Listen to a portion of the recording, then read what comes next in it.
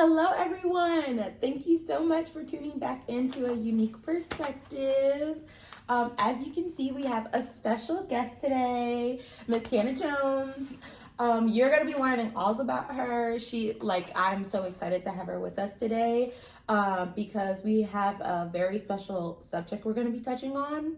I do want to give a trigger warning because we are going to be talking about infant loss and miscarriage. So I know that can be kind of painful to talk about with certain people, but we're going to be having a super candid conversation all surrounding love and positivity. So if you do want to stick around, please join us. If not, I appreciate your support as always. So we're going to jump right into it. Being that October is Pregnancy and Infant Loss Awareness Month. So, to give a couple facts about it, 15 to 20% of confirmed pregnancies end in miscarriage, which that's a lot. We're at 1 in 5, 1 in 4. So just think about your friend group. Like for every 4 to 5 friends you know, one of them has suffered a miscarriage. And it's just a lot of big emotions behind it. So I personally have not suffered a miscarriage before. As you guys know, we're on my fertility journey and it's taken a while, but I have not suffered a loss yet. And so I thought it was important to talk about this with someone who has experienced it. So Tana has been so gracious to share her story, share her feelings, what happened with her, and be very transparent, which I know that can be so hard to do. So there's so much strength in just being honest and sharing with other women, because there are so many other people out there experiencing the same things, and I know they could feel alone. So why don't we talk a little bit about what happened with you? Okay, so I found out I was pregnant probably January of 2019. Went and got checked up, and then they're like, oh yeah, you're about 4 weeks pregnant, so I'm excited. Yeah. And in the time frame of me finding out I was pregnant, I was going to Alaska to see my brother. In my first appointment before I went to Alaska, they told me I didn't have a heartbeat, but the doctor said, you're 6 weeks at this point, it happens. So then I get back from Alaska and they're just like, there's no baby. And I'm like, what do you mean no baby? So it was called a vited ovum. I'm probably pronouncing that incorrectly. We know how to Google. But basically it's the sac was there, baby was there, baby was gone. Yeah. And so I didn't have any family here. And once I found out, I was by myself, and they were just telling me the process as far as going through the miscarriage, what I needed to do, if I wanted to do it naturally, if I wanted to, take the medicine. But at the time I was working, and, so going through it naturally, it could have been very... At any point. Yeah. At any point, and it could have been terrible. Yeah. But the overall process, it was very traumatic. And you and I have had conversations about it before, but it was very painful. And it was just very traumatic because I developed a love for someone that I had not known or touched or held. And I was 8 weeks when I did lose my child.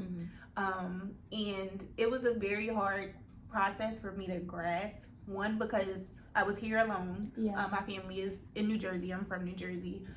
So I had to take that drive by myself, and I'm just crying, and I'm letting my mom know. And it's parents, if you have a really good relationship with them, they hurt 10 times more. Yeah. Knowing that you're hurting. And, she was excited for a grandchild. So it just was a very traumatic experience. And I feel like it's not something that most Black women can talk about. Yes. Especially because we suffer from loss way more than Caucasian women. Absolutely. But I feel like within the past year or so, I've been able to develop my voice for it. Yes. So something you said. So according to the CDC, Black women are 4 to 5 times more likely to die from pregnancy-related causes and experience miscarriages.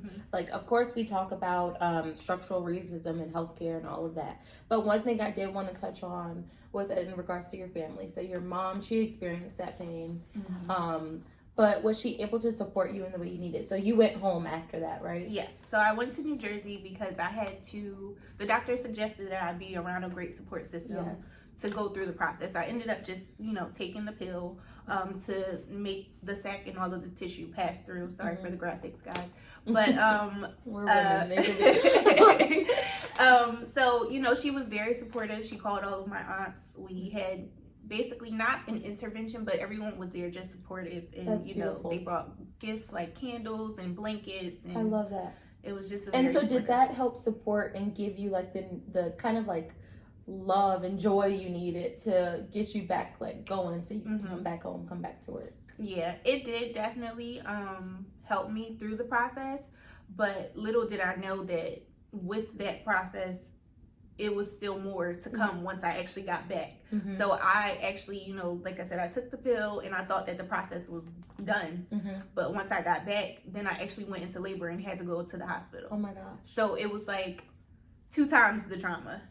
People don't even realize, because when you think about 6-8 weeks, you're like, labor, people like to say it's a bunch of cells. Like, no, at that point it's forming a heartbeat. Like you said, it's more than just like a bunch of cells passing through. That's like you are giving birth to your child, so you have to go home without your baby.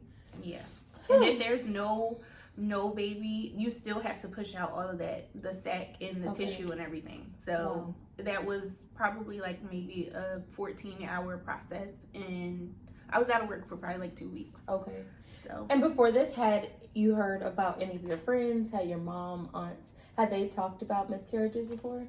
Not really, no, honestly. And I don't know that anyone in my family has experienced it. But again, it's kind of like taboo. You don't really want to talk about it, or you feel less of a woman because you have had a miscarriage. And the shame or like guilt of your body, that's all related to it. Yeah. So, I mean, after a while, there are still times that I do randomly break down and cry, and Mother's Day is really one of the hardest days for me. Yeah. So, I mean, you can imagine Mother's Day, and then like I guess like I feel like we talked about like around the time when your baby would have been born, or just like the year kind of mark of when you experience that loss. I feel like time doesn't stand still, but it does.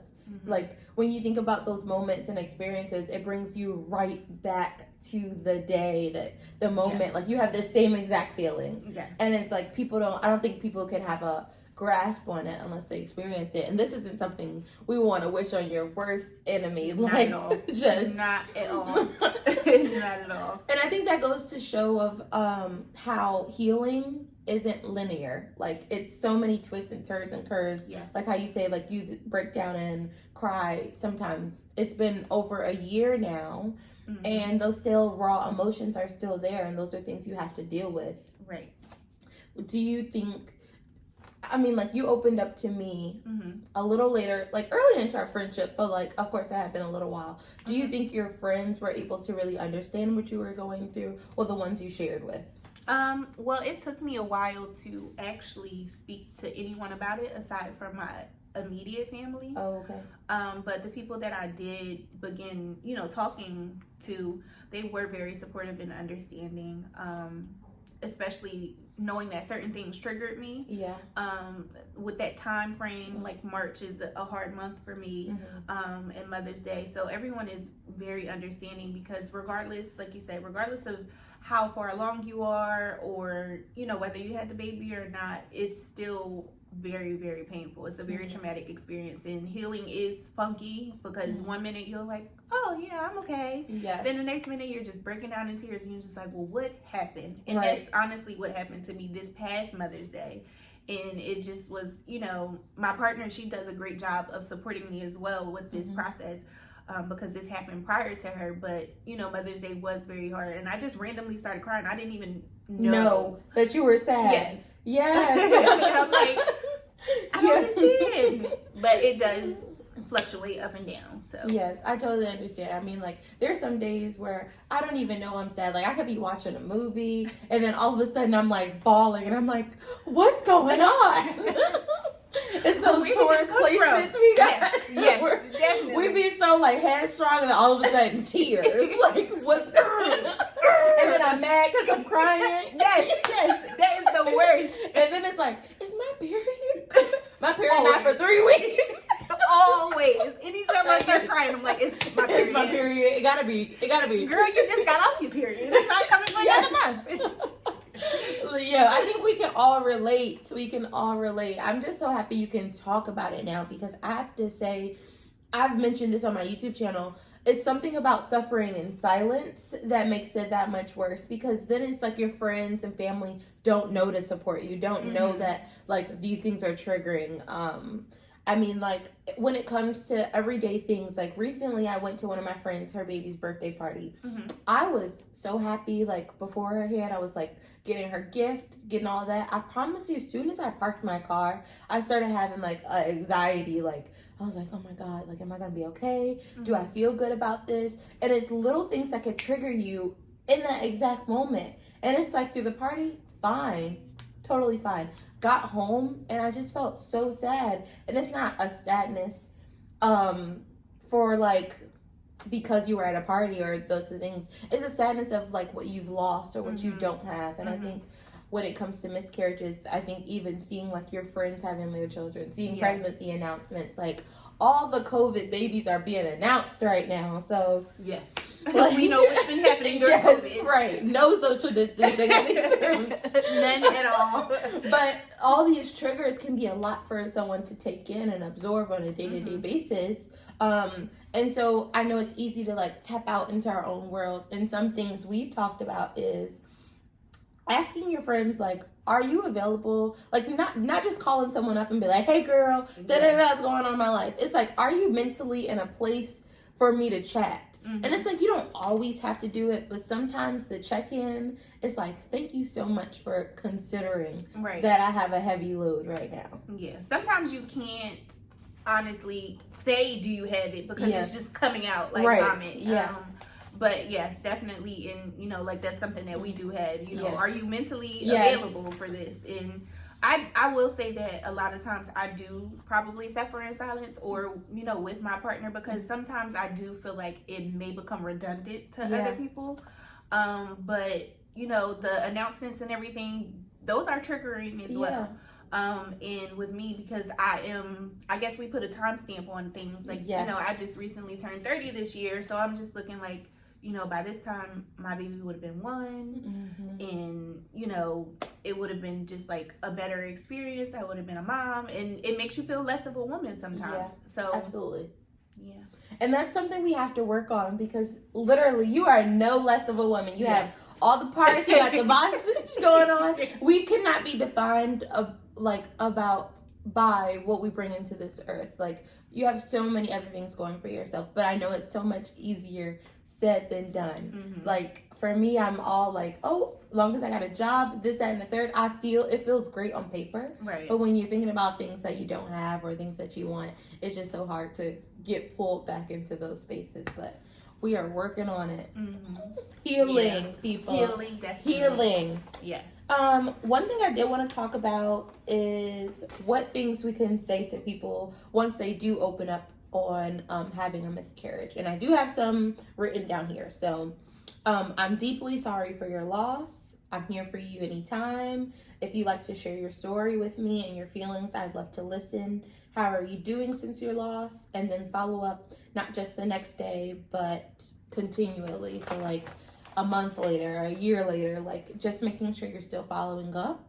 And then sometimes people, like you said, will suffer in silence, so they don't always want to talk about it. So sometimes just showing up, like, hey girl, want to go to lunch? Want to do this? Want to just be in my space? Like, you got to make sure your friends aren't just sliding into like a depression, because it's so easy to put things on social media and it seems like you're so happy, and then behind closed doors, off Instagram, Twitter, and Snapchat, like, you're suffering. Exactly. So what about you? Do you think there's anything that you would suggest friends and family to do to support or say?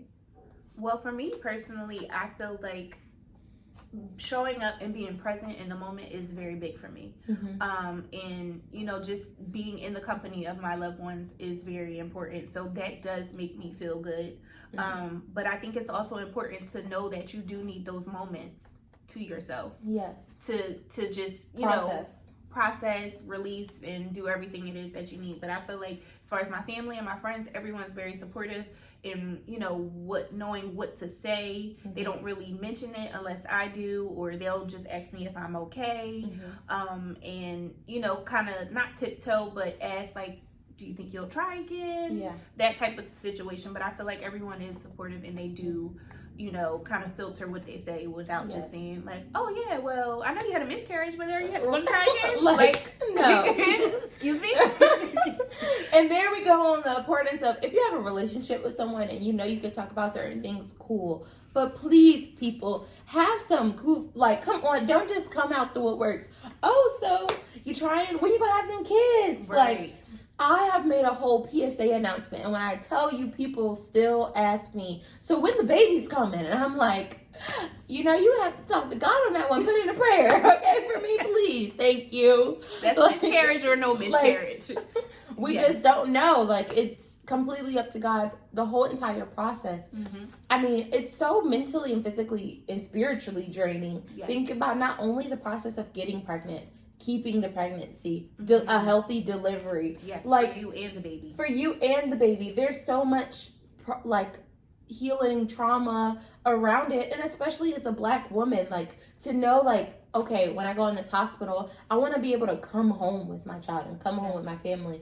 There's a lot of trauma behind it. I know, like, my anxiety is not just about getting pregnant. It's about all of the above. Yes. Especially now, having experienced the miscarriage, my trauma is just like, okay, I want to get pregnant. I want to be able to keep this baby, and I want to be able to go home with this baby, especially like recently with Chrissy Teigen and her experience. Oh my gosh. So it's just a lot, especially for Black women. And I don't think people understand. Yeah, and talk about it enough. No. We need to have more of these valid, candid conversations to open up and destigmatize it. Like, I know I was just recently talking to my mom, and she was like, well, we've had miscarriages, like her generation. She's like, we've had it. Like, it's like almost very blasé. Like, it's no big deal. You'll be okay. I got pregnant after. And I'm like, no, Mom, that is the problem. Don't tell me it's no big deal. It's never happened to me, but if the day ever came, like, don't you dare open your mouth to tell me it's no big deal. Or, oh, it'll be okay. That means we'll keep the next one. Try like, what? It's like, I'm like, y'all are some savages. Like, what is going on? I'm like, no. She's like, you guys just talk about your feelings so much. I'm like, yeah.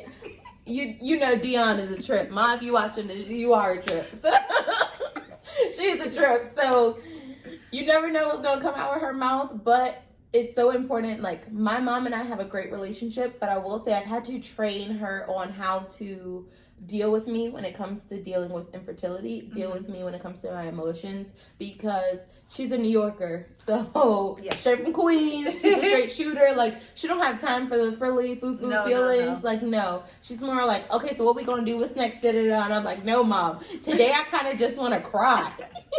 Like, and I need you to be like, it's okay, baby. Like, so when it comes to friends and family around you, they may not always be the supportive in the way you need them to. And I know it can be exhausting trying to teach people how to, like, treat you the way you want to be treated. But it's so satisfying once you do get past it, because I know now that I've been able to tell my mom what triggers me and what doesn't, we have such a better communication and a better relationship, and it's made us better on both parts. So I would definitely recommend you guys to do that. Something not to say. Absolutely do not open your mouth to say, at least you can get pregnant. Like, don't at least nothing, okay? Don't at least, and don't say at least you can. Because women that have experienced 1, 2, 3, 4, 5 losses, like, they don't care that they've gotten pregnant. It's about keeping their child. They wanted the first one. So, like, that's it. At least you're young. Whew. I hear this one a lot. At least you're young. You can keep trying. Like, okay, well, are you going to say that in 5, 10 years? Like, what about when I'm not young? There's no, like, at least you're young. Please don't say that. Like, that's a horrible thing to say. people that have children, they'll be like, at least you have other children. No. No. I'm not even gonna go over that. Just no. Everything happens for a reason. Now that's something that my father said. Now that's a different type of relationship. Yes. He wasn't as supportive. And at my big old age, he was kind of disappointed with me being pregnant. But honestly and truly, it is what it is. My mother's side was very supportive. Yeah. So. And everything happens for a reason feels very kind of like... Get over it. Yeah. Everything happens for a reason. Well, like, what was the reason? Please. What was it? Explain to me. Like, and it kind of invalidates the emotions and feelings behind it. Like, I really hate everything happens for a reason. And God doesn't give you more than you can handle. Listen. Take your Bible. Okay, because God, he be throwing bricks. Okay? And sometimes I can't handle it, okay? And it's like, just because we're strong and just because we handle it well, doesn't mean we want to or we should have to. Like, no. It's okay. Like, when can Black women relax? Like, kick our feet up, just chill. Like, don't just expect us to be so strong. It's like, strong. No, please don't say those things, guys. Okay? Please don't. Nice. One thing I did miss was the 12-week rule. Like, how people don't share. It's like very taboo to share your pregnancy before 12 weeks because they say like that's when you're more likely to have a surviving pregnancy. Mm-hmm. I would really love us to take that away. Like, that takes away from the possible support system you need. If no one knows, if no one knows before 12 weeks, like, then like, was like, okay, just your immediate family. Mm-hmm. No, we should be able to celebrate something exciting early on. Mm-hmm. And you should also be able to support me if something happened that early on. So yes. And it doesn't necessarily mean that you can't have a level of privacy to you, because that's the way I would like to go on with my pregnancy when it does happen. Yeah. But my immediate circle, everyone can know. Yeah. So absolutely. Like, if you want to keep it private, cool. But if you want to be able to, like, I want to be able to make a Instagram, post early on. Mm-hmm. But I mean, like, for me personally, I probably would not dare do that. You probably do like a close friend. Like a close friends, keep it cute. But we should be able to. So for the woman who does want to, because like, if we look at Chrissy Teigen, she waited until she was, 20 weeks? Or, like, she was very far along. Yeah. And she just shared it with us. And she still experienced loss. And, like, I thank her for sharing her story. People were kind of, like, bashing her and saying, like, oh, you had a photographer there? Why are you posting this?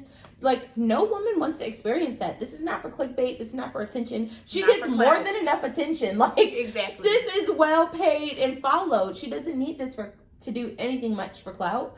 So for people to say, kind of be so insensitive, it was really disheartening to see. Yeah. And as another woman, it's like, okay, well, if I opened up and shared this, would people think, oh, I'm doing this for attention? Like, that's not the type of attention. Like, oh, well, you should. Certain things are not for social media, so I can't explain my joy for being pregnant. She had a photographer there because she thought she was going home with a baby. And even if it wasn't photographer, if it was John taking one picture, like, that's the last moment she'll have with that child. Mm-hmm. Of course she wants to keep it. And she was brave and strong enough to share it with the world. I applaud her for that. Because it's not being talked about. So I applaud Chrissy Teigen for opening up and sharing. There has been a lot of support groups for Black women that are trying to get pregnant or that have lost. So, like, Sisters in Loss, Mama Glow. These are all great resources, which I will have to highlight and promote so you guys can follow them. And I think they do a great job at starting conversations about validating people's feelings and just being very transparent. Mm-hmm. You guys know that's what I'm all about, transparency. Mm-hmm. So thank you for sharing. This has been beautiful. Yes, on a lighter note, quite literally. Show him your shirt, girl. We have the T Marquee Home Collection. Yes, you guys know I love keeping a Black woman entrepreneur near me. Like, that's just my favorite thing to do. So, tell them a little bit about your business. Tell them how you guys started and, like, come on. So, Unique and I are both in the hospitality industry, but of course, amidst COVID, I was laid off. And I'm very passionate about candles. Like, I spent too much money on candles. So I just, figured I should take a workshop and find out how to make candles. Everybody else was finding their COVID niche. So I just started making candles in August, and they're hand poured vegan candles. So they're not toxic at all. And it's just been a blessing and great support from my friends. Yes. So. I love it. Like, love to see it. This is a prime example how turning lemons into like lemonades. Like she was laid off from work. We both furloughed and then laid off. And then it's like, okay, well, we gotta hustle. We gotta make it work and find an alternative. And it's given her a huge success. Like, people have been so supportive and like doing her business. And I think there's a testament into it where it's like the silver lining, because had you not been laid off or thought about it, you would have never gotten this started. Would have never made a candle. Like, would have still been at Ross. Like, come on, girl, let's go to Burlington, spend all our money on these toxic candles. That's just what's meant to be. Will be. Like, I love it. Everyone, I will be tagging her, of course, but please make sure you follow her Instagram and go purchase a candle. They smell so good. I keep them in my house. But yeah, so thank you so much. I love you. I love you. And please like, subscribe, and share.